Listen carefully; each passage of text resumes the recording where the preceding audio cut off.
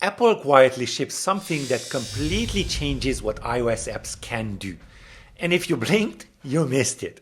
In this video, I'm using foundation models to generate real natural language responses directly inside a SwiftUI app. No OpenAI keys, no network calls, no backend, just Apple Intelligence running locally on the device. Private, instant, and deeply integrated with the platform. Now, most developers will either ignore this API or misuse it. But if you care about Apple quality UX and future-proof iOS apps, this is something you need to understand now. So let's build it line by line. And if you want me to build a custom business app for your business, go ahead and check out the link down in the description. It's the first one. Now, today we are going to jump right into Apple Intelligence, and all of this is on the device. It's really super fast. And believe it or not, it's just one line of code. Now, I could just go into that one line of code immediately, but I just wanted to just show you how to build it all out. And actually, you also need to check for the device type if Apple Intelligence is available or is enabled on the user's device. So it's not just one line of code. One line of code is just requesting. So this is what we are going to build out. Let me just start that. Here we go. Let's just have a prompt. What is SwiftUI? And then click on generate. And it's just going to take a little bit of while because this is a longer one. And as you can see, we just also added this generating text over here, and it is disabled. So the button now it is disabled. And there we go. Here is the answer. Okay, and by the way, you can see this nice glow effect right over here. This I did not do. It is from this GitHub repo. So go ahead and check that out. A link for this repo will also be available in the description. Okay, so let's build this out. So basically we're going to have this nice UI, a text field and a button, and text for our response. Currently we have our demo content view assigned to it, so I can just demo what we are going to build out today. But I just added now that it's just going to be the content view. There we go.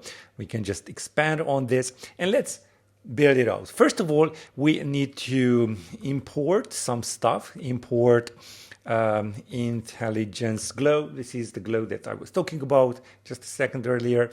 And then we want to import foundation models. That's right. So foundation models is what is powering all of this.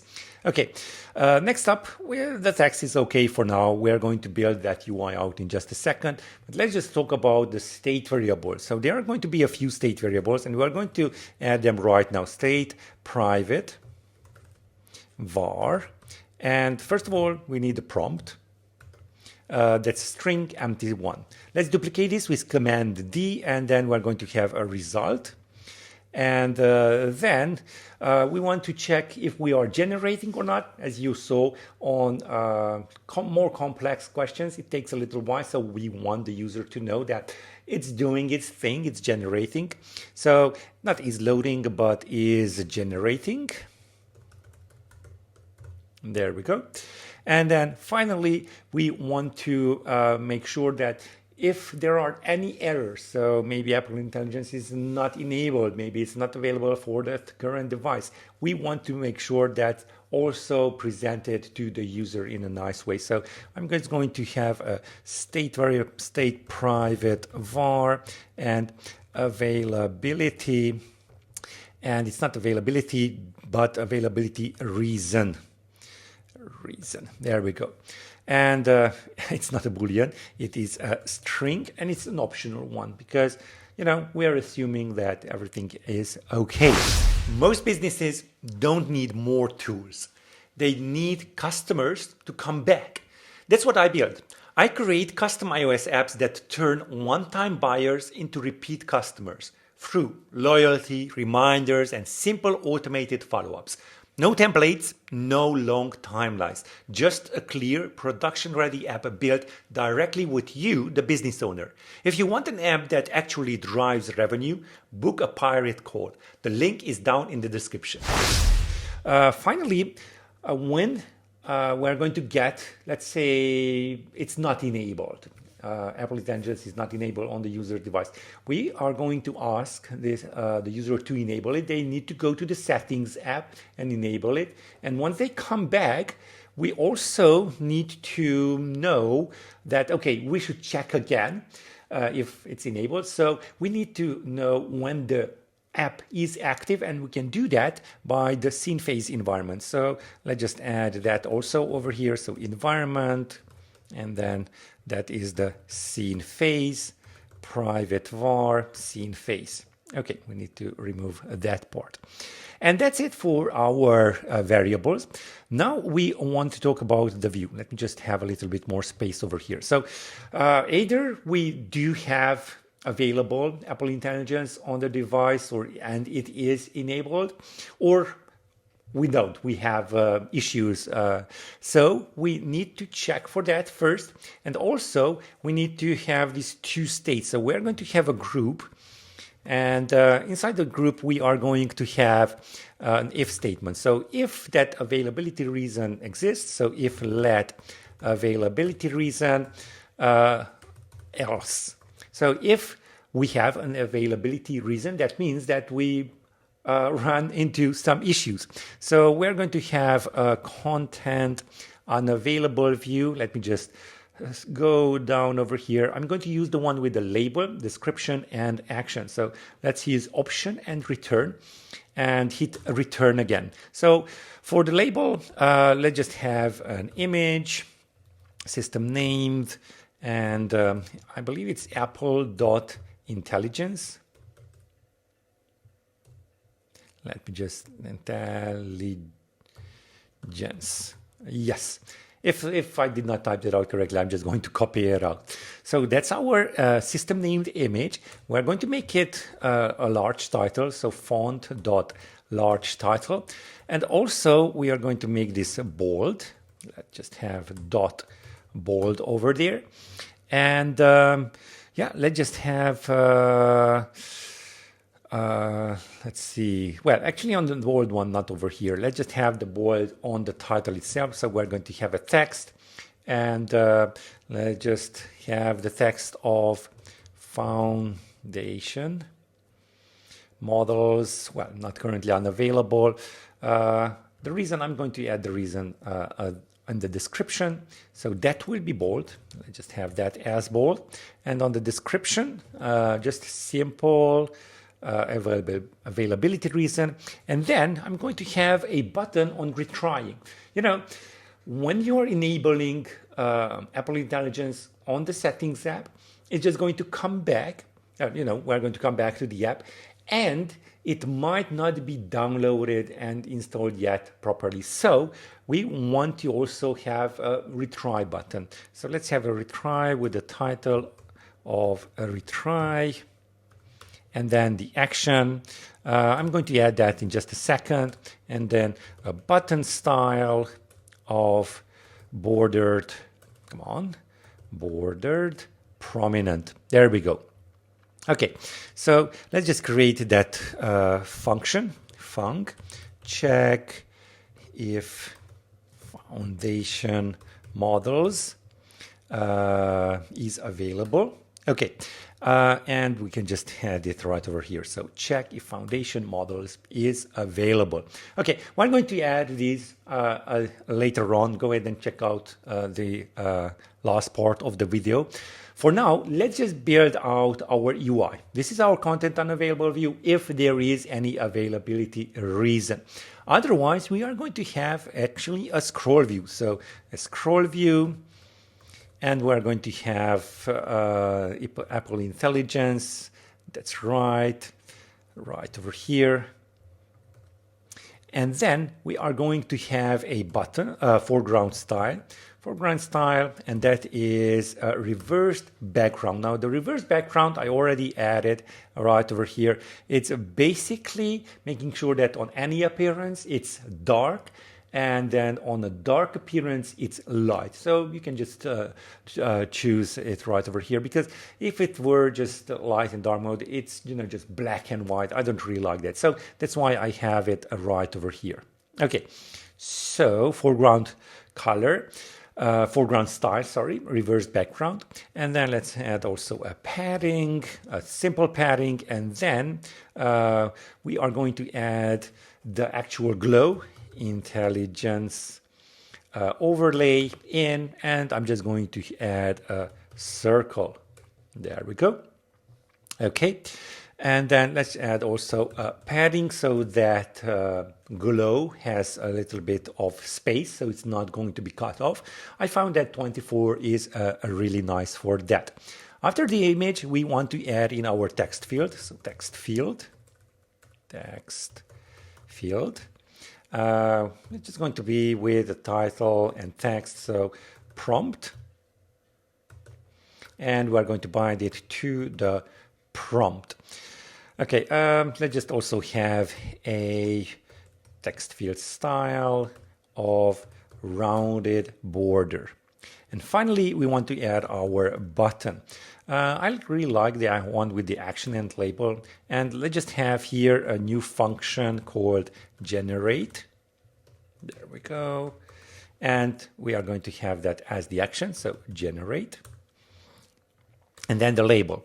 Well, we're going to have a text, and not just generate. We want to make sure that this button should not be tappable when we are in the middle of generating. So we're going to have the is generating boolean.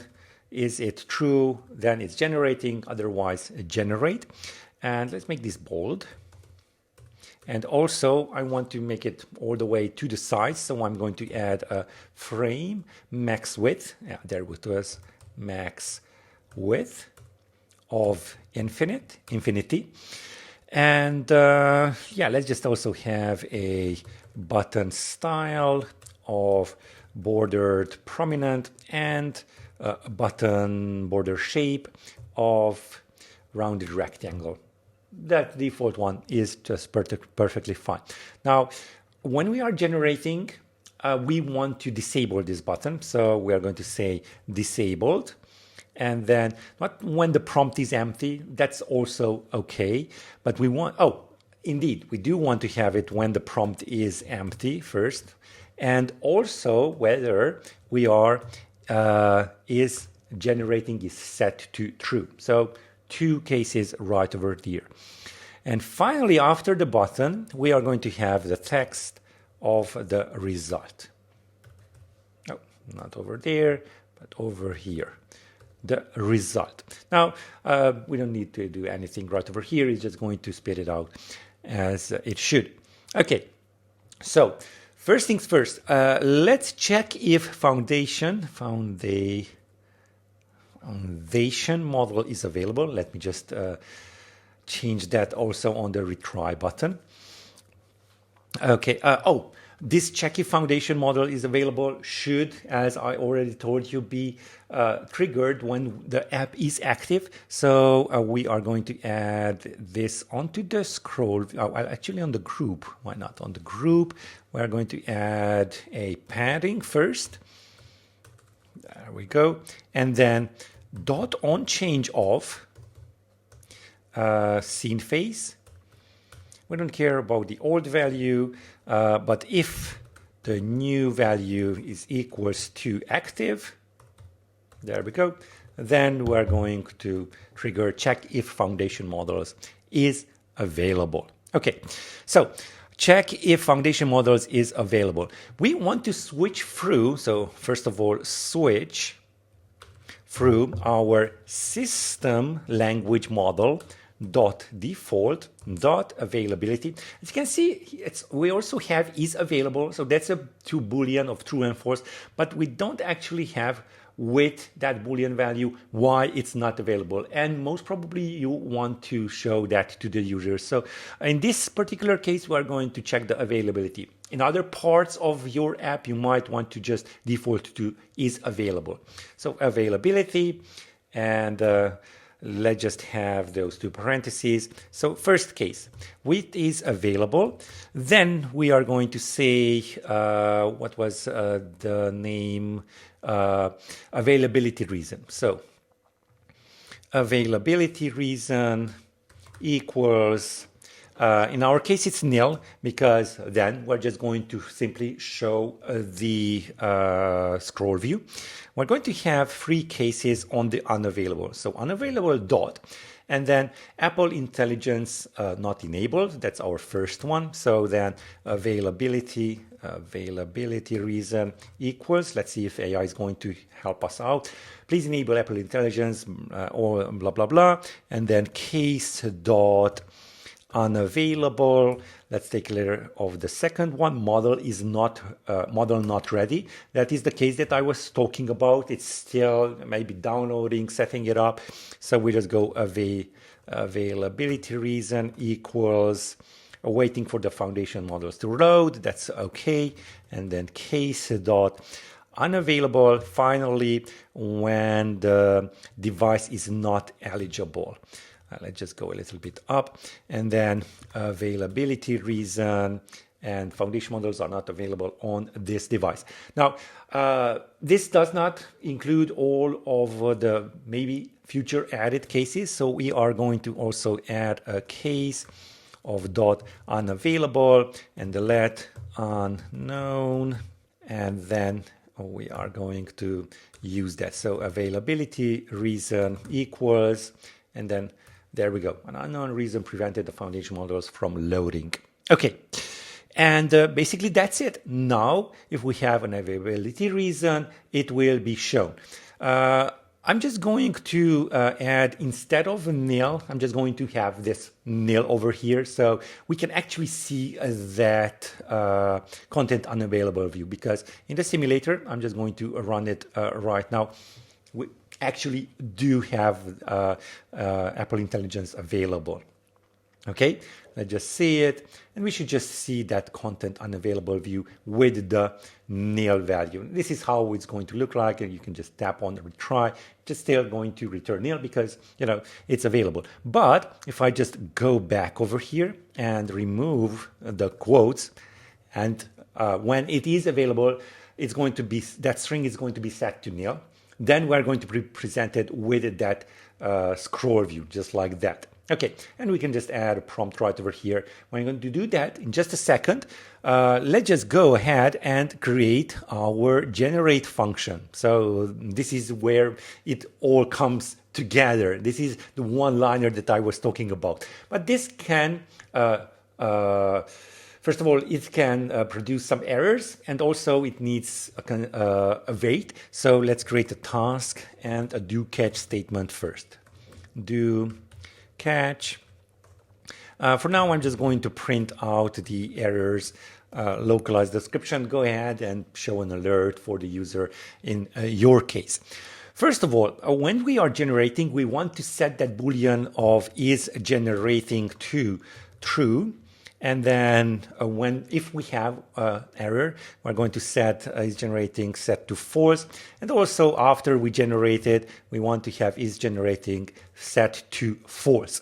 Now here comes that one-liner, and we are going to add it into the result. So the result will be try await, and we are going to have the language model session, and we need to initialize it. We are going to have the respond to function and to the prompt, and that is going to return actually a response, so not a string value. So we need to grab its content, and basically that's it. This is the one-liner I was talking about. It's super simple. So now let's test it out and let's see how it works. And by the way, this is just a one-liner, but as you can see, you have to have it in this environment that I have just set up in this video. So let's have a prompt, what is SwiftUI. That's really nice. And let's generate and generating. And we need to wait for this, as you can see, because it's a longer answer.